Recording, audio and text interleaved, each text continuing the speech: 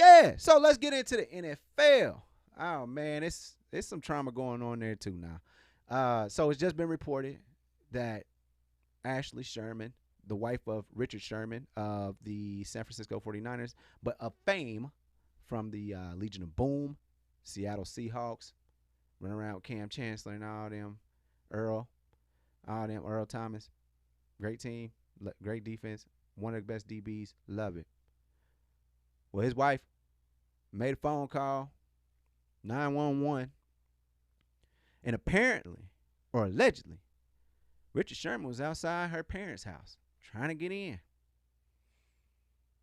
He allegedly was saying things like, I'm going to kill myself. He was just saying some very disturbing things.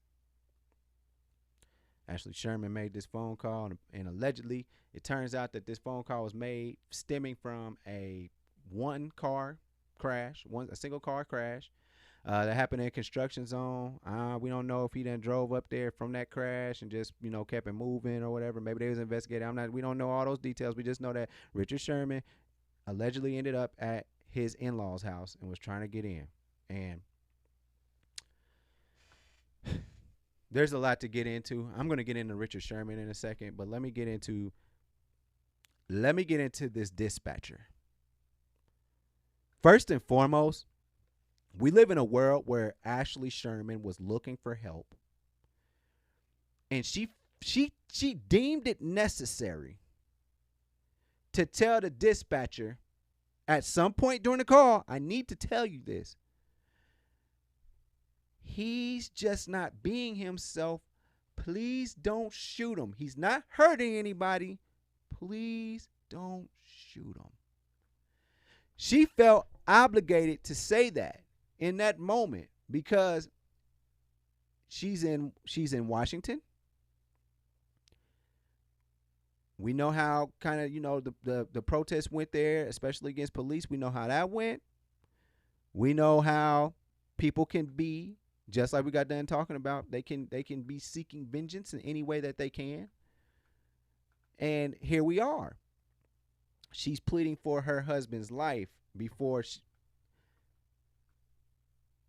I don't feel like if I'm calling for help, I need to be pleading to that person to spare someone's life. I'm reaching out to you to help us rein this in.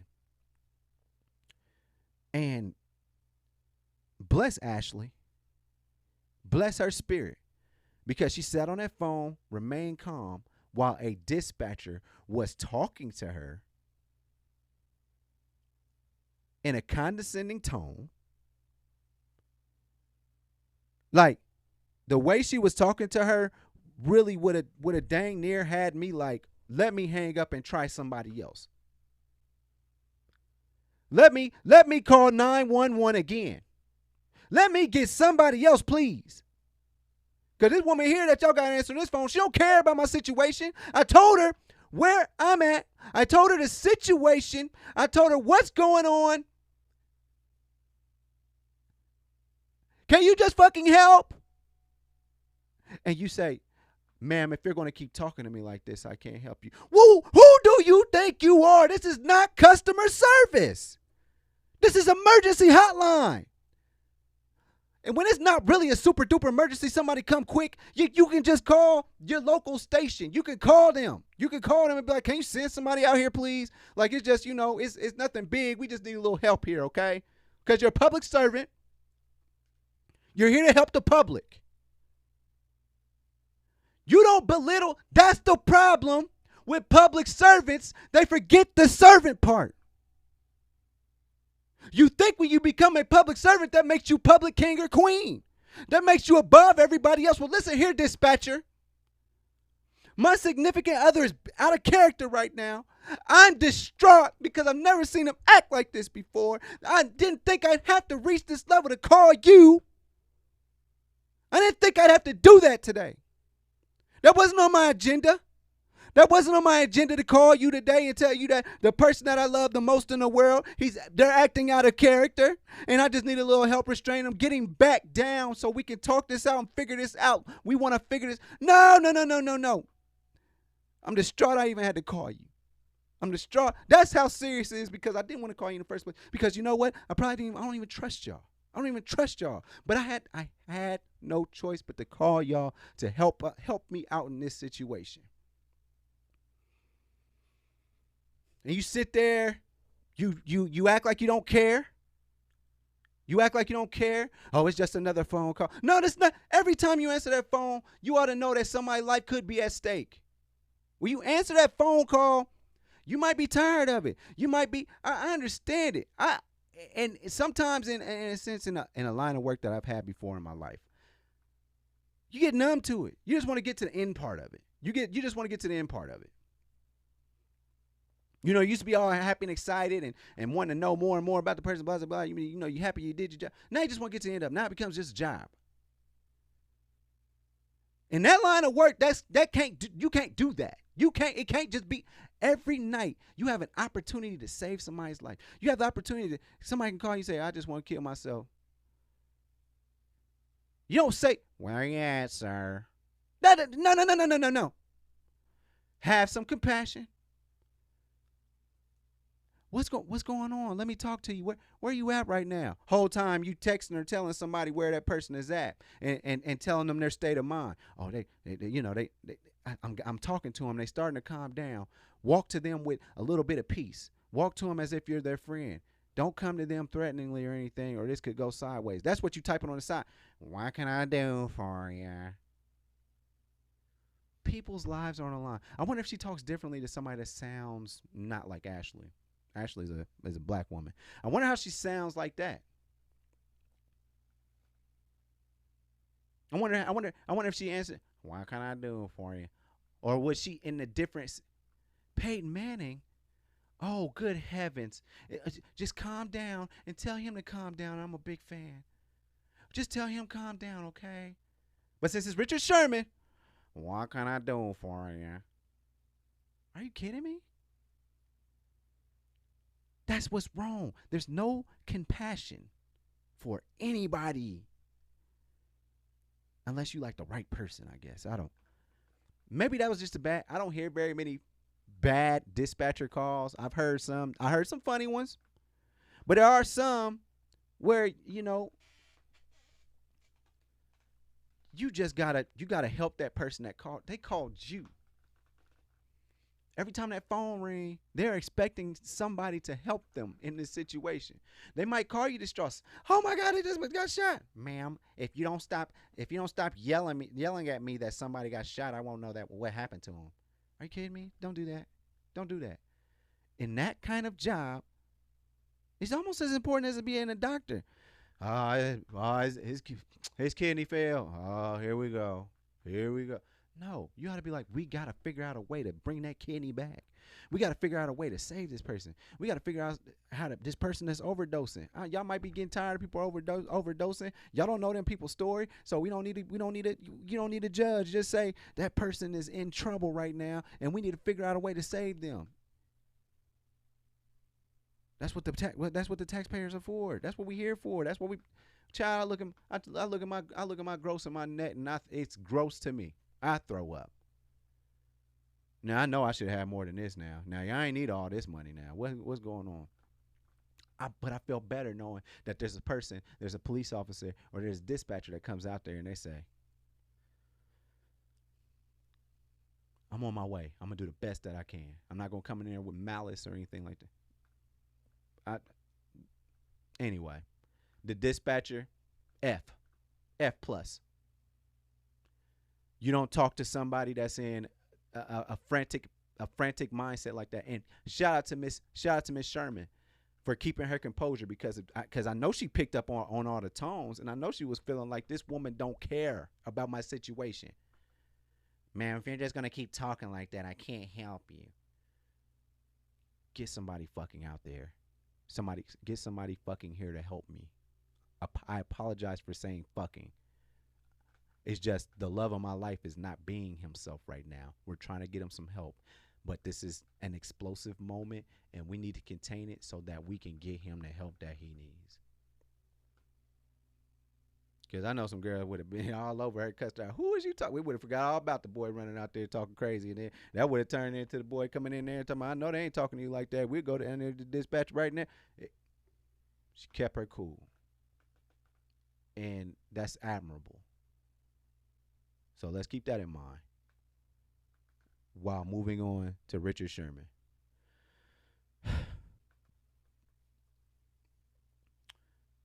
This could be CTE. This could be a lot of things. He plays football, plays defense. His job is to hit you harder than you hit him. That's his job.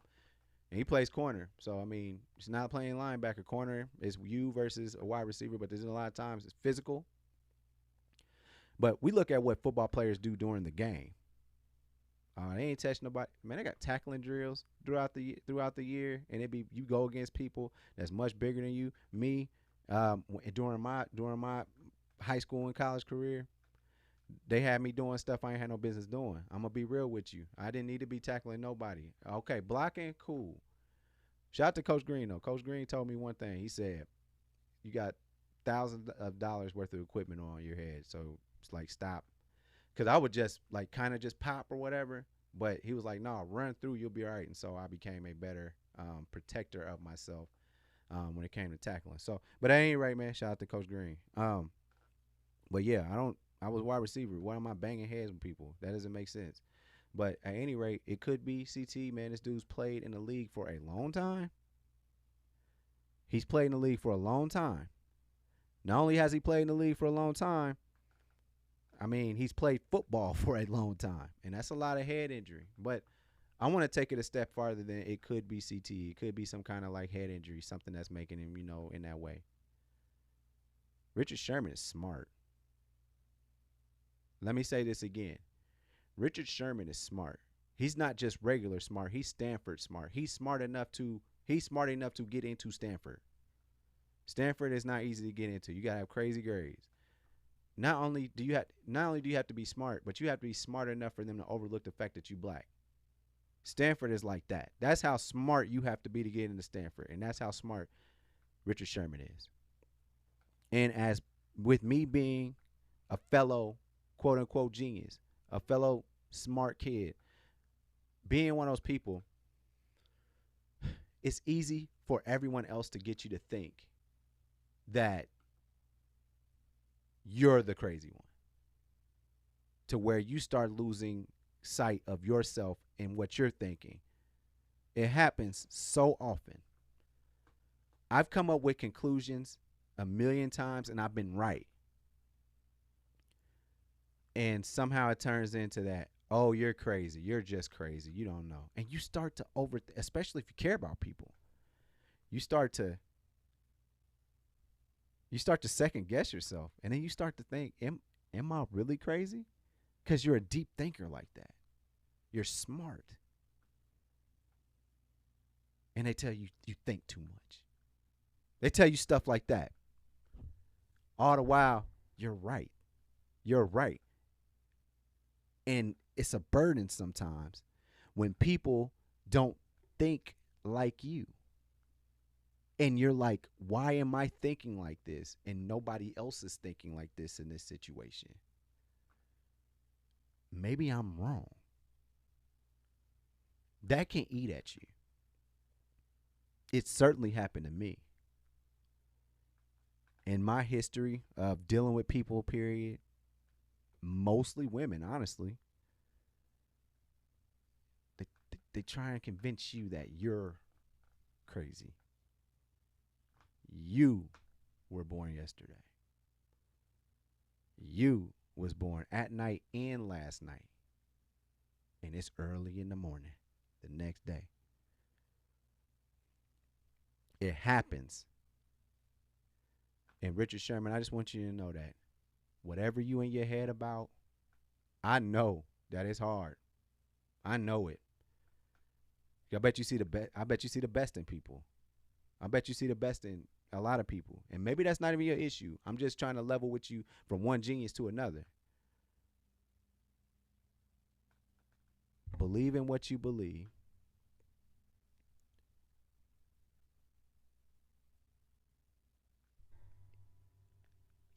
what's the ad? What did Earl Sweatshirt say? I never hug the fence. I pick a side and trust in it. And I know that's what you've been known to do, but sometimes people switch it around and make you think that you crazy. Am I really wrong? Believe in yourself, man.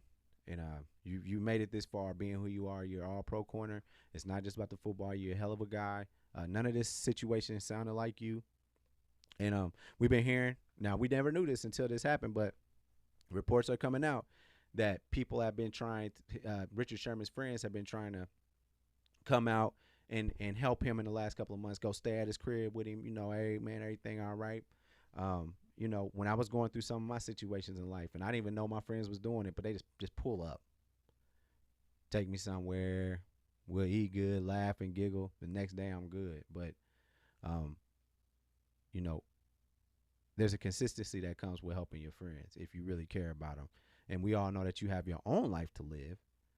But, just know that even though you did the best that you could to help your friend, it can still slip back into what they used to think. And, again, it happens with a lot of smart people. So keep your head up. We got love and prayers out for the Sherman family. I know y'all going to get through this. We believe that. That dispatcher, though, oh, yes, we need to deal with that. Now, she might be going through something herself, and we need to see what that is, okay? Thanks for watching. Make sure you follow me on all my social media platforms. Don't forget, every Thursday, the full podcast is on Apple Podcasts, Google Podcasts, and mama, I'm on Spotify. Overall 99 ENT bring you videos from Friday all the way to Friday. So be sure to like and subscribe to the channel. We appreciate it. Again, thank you so much.